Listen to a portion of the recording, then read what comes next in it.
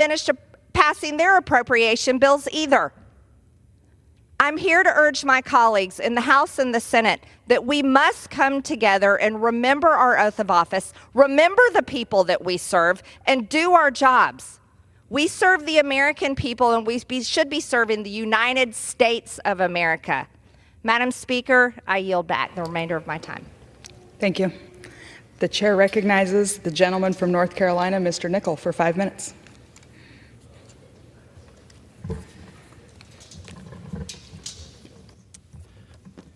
Madam Speaker, I rise today in support of the supplemental aid package for Ukraine, Israel, and Taiwan.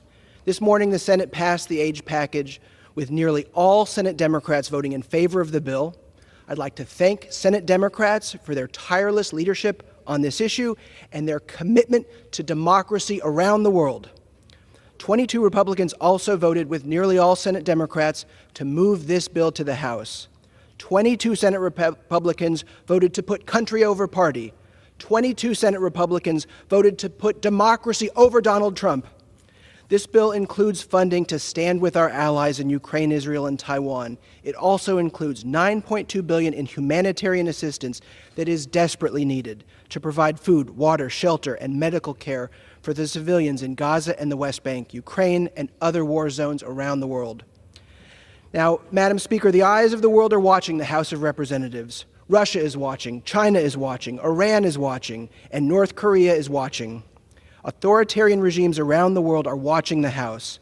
They're watching the People's House to see if we'll honor our commitments and stand with democracies around the globe. We must stand with Ukraine and our allies. Madam Speaker, the world is watching the United States House of Representatives. Just last night, Speaker Mike Johnson said that the bill was dead on arrival in the House, saying, quote, "In the absence of having received any single border policy change from the Senate, the House will have to continue to, quote unquote, work its own will on these important matters." He is reading straight out of the Vladimir Putin playbook. Inaction would be a gift to Russia and Vladimir Putin. By doing nothing, we would hand over Ukraine to Russia and Putin. Madam Speaker, Russia would not stop at Ukraine. As soon as Ukraine falls, they would move directly to another NATO ally. Now, many of my constituents rightly question the high cost of this aid package. Support for Ukraine and our allies is in our national interest. It is a national security issue. If we hand over Ukraine to Russia, then Putin will win. Our alliances will crumble. While the costs are high, we will spend 100 times more containing an aggressive Russia around the globe if we do nothing. We must stand with our allies. This will be a vote where members will be forced to choose between democracy and authoritarianism. That is the great challenge of our time, and we cannot fail. If Speaker Johnson fails to bring this bill to the floor, I believe the House will, quote unquote, work its own will on this issue. Now, our Speaker has made it clear that he is totally beholden to far-right MAGA extremists like we just heard from on the floor. It is the tail wagging the dog. However, I believe that a majority of the Republican conference would vote for the Senate aid package if they were allowed to work its own will on this bill and this issue. However, if Speaker Johnson brings the bill to the floor, I believe he will be sacked by MAGA extremists in the Republican conference. And let's be clear, it is the far right that's running the show in the House Republican conference today. And far too much attention has been given to far-right extremists in this Congress. Much more attention should be given to the members of the Republican conference who are retiring. Now, Madam Speaker, any one member can come down to the floor to offer a motion to vacate the chair. Only 4 House Republicans are needed to elect a new speaker. If Mike Johnson fails to act, I believe there are many Republicans in the House who agree with the 22 Republicans in the Senate on this issue. Now, I don't think we would have a Democratic speaker. I believe, though, there is support for a temporary speaker, a moderate, to move bills that can get 60 votes in the Senate and move those through the House. Maybe a temporary speaker for 2 or 3 weeks. That's what the nation wants. Members of Congress willing to work together to get things done and to solve our nation's toughest problems. We've just seen 22 Republicans in the Senate willing to vote country over party on this issue, and I believe there are Republicans in the House willing to do the same.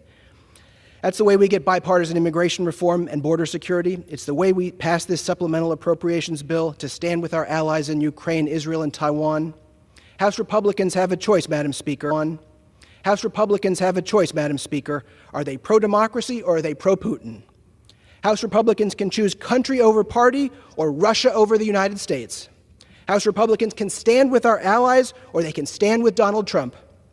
Will House Republicans stand with democratic nations like Ukraine, Israel, and Taiwan, or will they stand with authoritarian regimes like Russia, China, Iran, and North Korea? I have hope for the retiring members of the Republican Conference, and I believe there are members willing to stand with democracy over Donald Trump. Now, Madam Speaker, you have heard House Democrats come to the floor and talk about voting to put people over politics. This is an issue that is people over politics, and we must not fail. I yield back the balance of my time. Thank you. The chair recognizes the gentleman from Tennessee, Mr. Rose, for 5 minutes.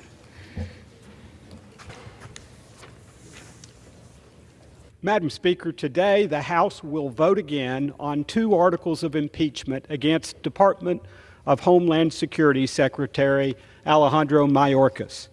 A lot of attention has been paid to the fact that the impeachment vote failed to pass the House last week due to a Republican being absent for health reasons. While I would have, of course, rather that it had passed, it did serve to highlight that House Republicans are largely in this fight to secure our national borders all by ourselves. House Democrats know that Secretary Mayorkas has intentionally failed to secure our borders, but most agree with President Biden's open border policy. So not one single House Democrat joined with us to impeach Secretary Mayorkas. Essentially, they like the job he's doing, or should I say not doing. The Immigration and Nationality Act requires that those who clearly do not meet the requirements for asylum be detained for removal. Yet in 2021, Secretary Mayorkas wrote to ICE officials, quote, "The fact an individual is a removable non-citizen should not alone be the basis for an enforcement action against them. The law says an alien who is deportable on certain criminal and terrorism-related grounds should be taken into custody." Again, Secretary Mayorkas wrote, quote, "Personnel should not rely on the fact of conviction alone," close quote. Our laws say parole can only be granted on a case-by-case basis for urgent humanitarian reasons or significant public benefit. That is far from what's happening. Secretary Mayorkas has sat at the helm of an historic, unconstitutional catch-and-release scheme that's resulted in tens of thousands of illegal immigrants being released into the United States with no way of tracking them. The Fifth Circuit Court of Appeals concluded in Texas v. Biden that Mayorkas's DHS was ignoring the limits Congress placed on their parole authority. Let me say that again. The court found that DHS was ignoring the limits placed on their parole authority. There have been more than 8.3 million illegal immigrant encounters under Secretary Mayorkas's watch, more than 1.7 million known gotaways, and more than 360 attempted crossings by immigrants on the terrorist watch list. Yet, unfortunately, we'll likely see another party line vote later today. A Harvard Caps Harris poll last month found that 35% of registered voters approve of the president's handling of immigration. 68% of registered voters say they believe the administration should make it tougher to enter the United States illegally. Half of those voters identified as Democrats. This shouldn't be a party line vote, Madam Speaker. Contrary to what we hear coming from many in the mainstream media, last week's vote was not so much a defeat for House Republicans as it was a defeat for our national security and the rule of law. When the executive branch goes rogue, the Constitution doesn't request, it requires that the legislative branch holds it to account. We're already getting a look at what this fiscal year will bring. Numbers show we've already reached more than 1 million encounters since October 1st. In that time, Customs and Border Protection officials have encountered 50 more people whose names are on the terrorist watch list. This further underscores the dereliction of duty taking place at the Department of Homeland Security.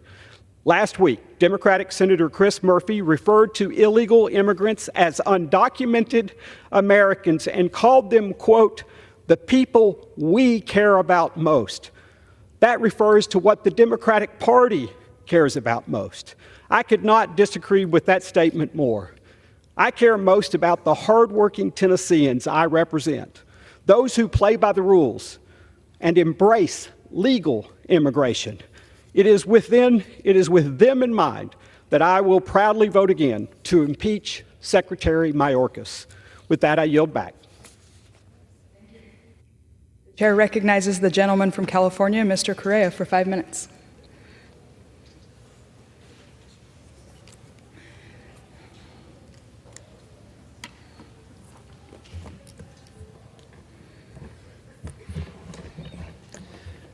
Thank you, Madam Speaker. Today I rise to honor the life of my very good friend, Raymond Ray Cordova, in this legacy of service.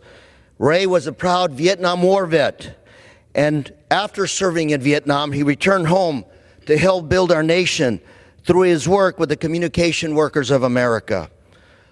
Ray didn't care who you were, Democrat or Republican. Ray represented every working man and woman that he came across, and he fought for the rights of every worker that he came across.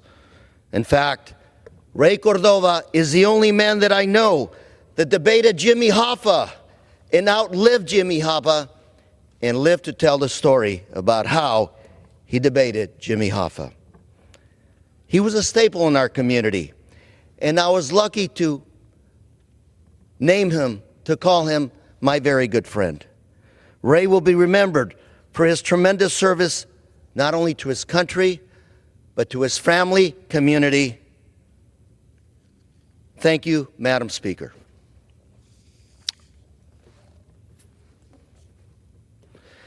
Madam Speaker, I rise today to congratulate my very good friend, Dr. Rafael Luevano, for his appointment as a Grisette Chair in Bible and Christian Traditions at Chapman University.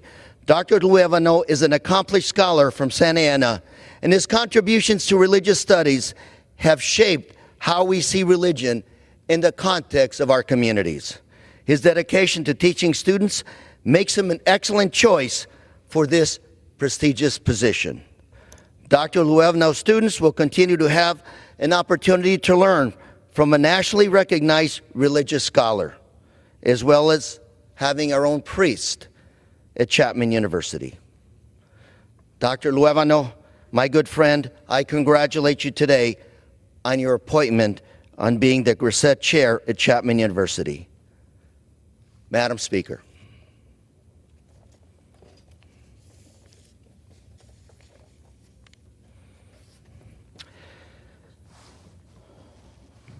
Madam Speaker, today I rise to honor the life and legacy of my very good friend, Dr. Bill Cott, and to celebrate the dedication and naming of the Anaheim Post Office after Dr. Bill Cott.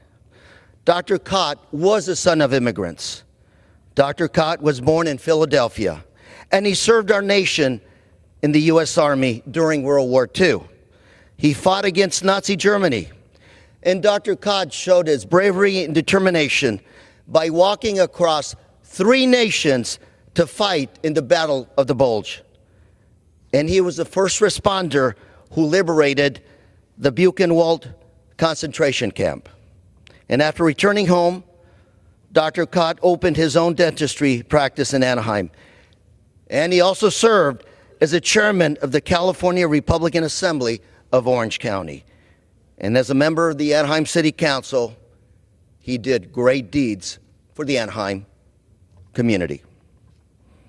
The dedication of his post office is an honor that Dr. Cott earned through his dedication to his family, community, and his country.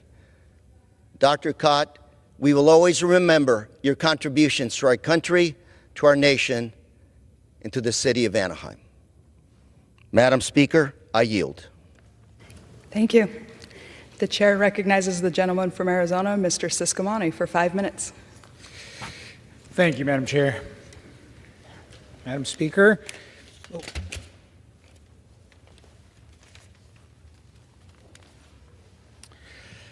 Thank you. Madam Speaker, I rise today to recognize someone who made a resounding impact on both me personally and also the Tucson community. My mentor, my pastor, and my friend, Arnoldo Gutierrez. Throughout his life, Pastor Gutierrez played many roles, from Air Force veteran to pastor and loving father and grandfather. Having served his nation during the Vietnam War, he taught me how to live my faith, how to live a life of public service, and how to live a life with a strong sense of true patriotism. While he and his generation fought a thankless war in Vietnam, Arnoldo Gutierrez remained an unwavering patriot and was a perfect example of the American dream. He immigrated to the United States when he was 3 years old. He was a standout high school athlete, enlisted in the United States Air Force on his senior year of high school, and met the love of his life while he was serving in Spain, Belén. He retired after 21 years of service, founded a church in South Tucson, and continued his service to his community that way. Today, I extend my deepest appreciation to Arnoldo Gutierrez and all those who served our nation. He passed away on Thanksgiving weekend of 2017. Not a day goes by where I don't remember him and the lessons he taught me. Today, he lays to rest in Tucson, Arizona, but I know his legacy will live on forever in our community and in all those whose lives he touched. In honoring Arnoldo Gutierrez, we not only recognize his contributions, but also recognize the sacrifice and bravery of all our veterans. May he rest in peace.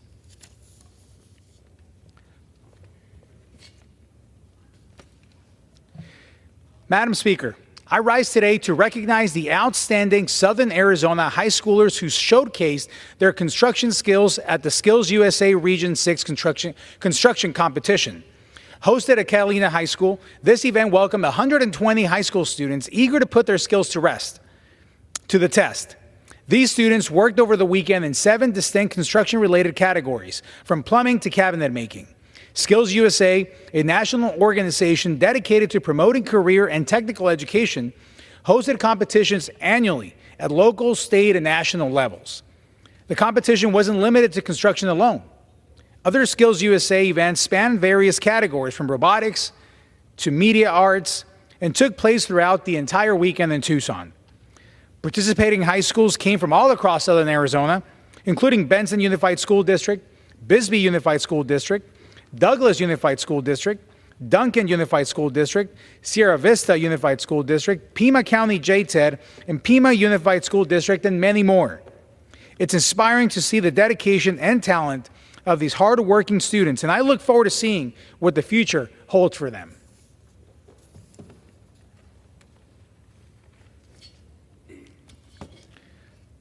Madam Speaker, I rise today to recognize the University of Arizona San Javier Mining Lab, where our next generation in the mining industry is growing and learning.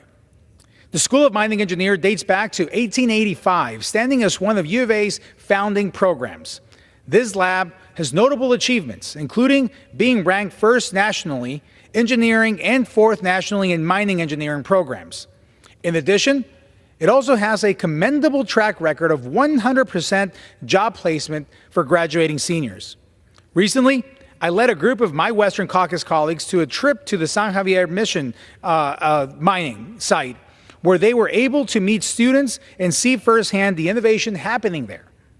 This program is leading the country in our developing our future leaders in mining. They have set the standard for mining engineering programs as an incredible point of pride for our community.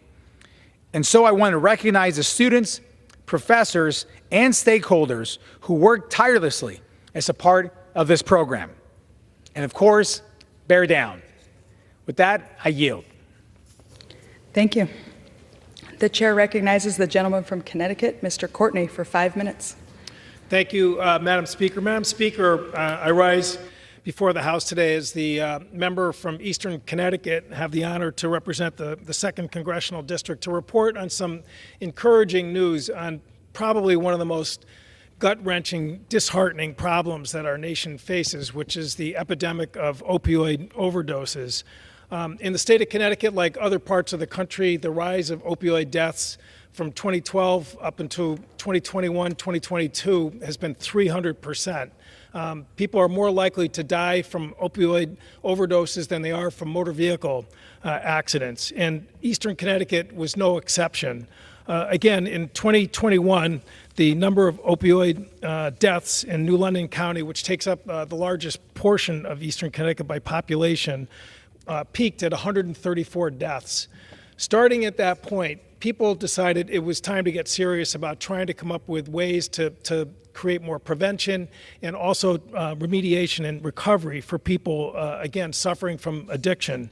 In 2022, that number dropped from 134 to 125, and a couple days ago, the 2023 numbers were reported, and it dropped to 71 deaths.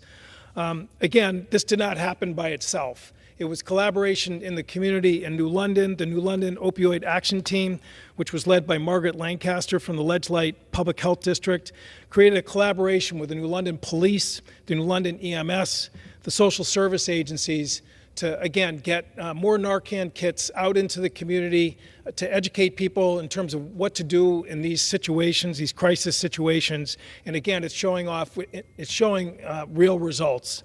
In Norwich, which is also one of the larger communities that was hard hit, the Norwich Opioid Task Force was created, led by Kate Milday, who was the director of Norwich Social Services. Again, a collaboration with the Norwich Police Department, EMS, and youth prevention teams, and the Recovery Coach program, which is led by Michael Doyle from Reliance Healthcare. The Reliance Coach program is a model with trained, street-smart staff that are out in the community, street by street, again, tracking where overdoses have occurred, distributing Narcan kits, 500 in 2023, and the number of deaths dropped from 34 to 17 in that community. And again, I just want to salute Michael and his team, who are amazing people doing hard work, saving lives, and again, getting this country better positioned to deal with this crisis. Again, I said it was encouraging news. We cannot end our efforts. We cannot stop there. We have more work to do in terms of making sure through budgets in Washington and in state governments that these incredible individuals are able to continue to do their work. Again, in collaboration with law enforcement, in collaboration with hospitals and EMT professionals to make sure that we save lives, get people into recovery, change lives, and get them up on their feet and back contributing to our community. Again, I want to just end by saluting their great work and encouraging them to continue on. We are watching you and we are cheering you on. I yield back the balance of my time. Thank you. The chair recognizes the gentleman from Wisconsin, Mr. Van Orden, for 5 minutes.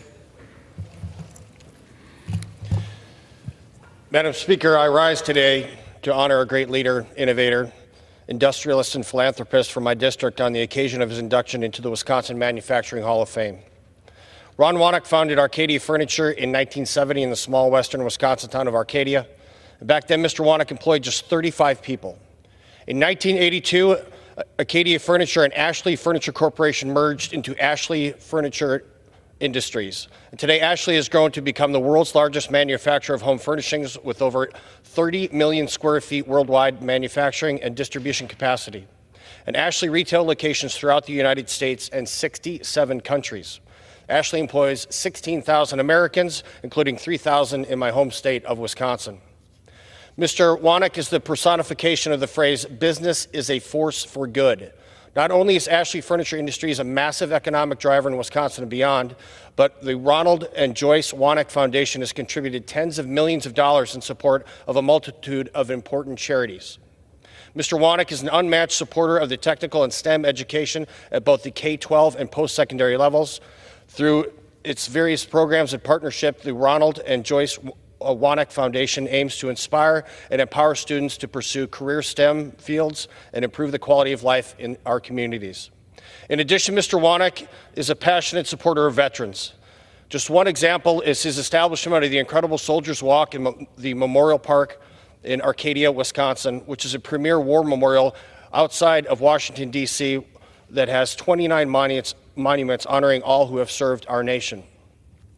And finally, Mr. Wanek is not only the great embodiment of the American dream, but he actively promotes it through his unwavering and ardent support of the free enterprise system, which has made this nation the greatest country in the history of the world.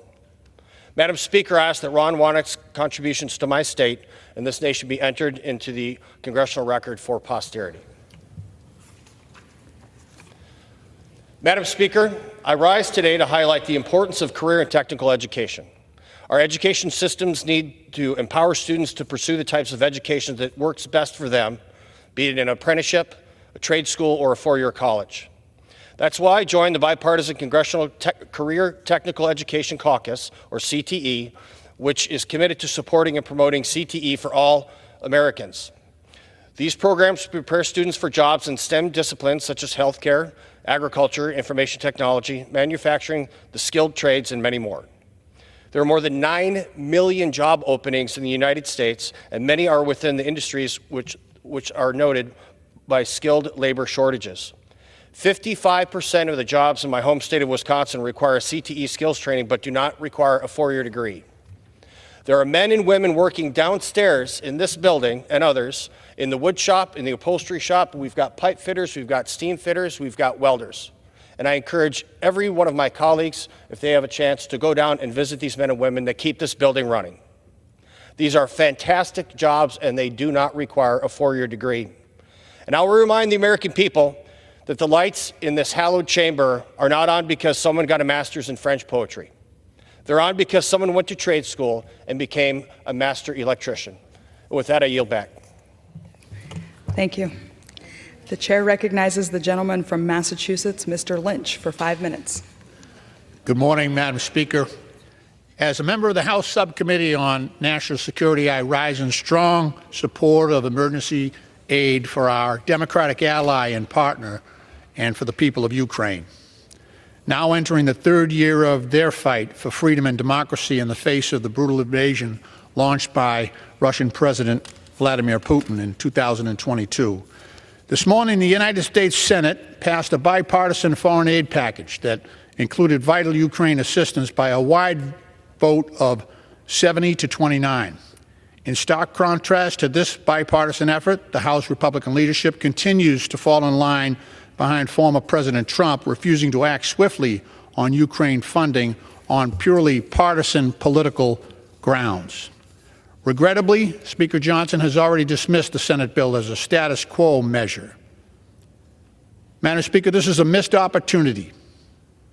Members of this House should have the right to vote on a package of Ukraine funding, Israel funding, and greater security funding for our southern border.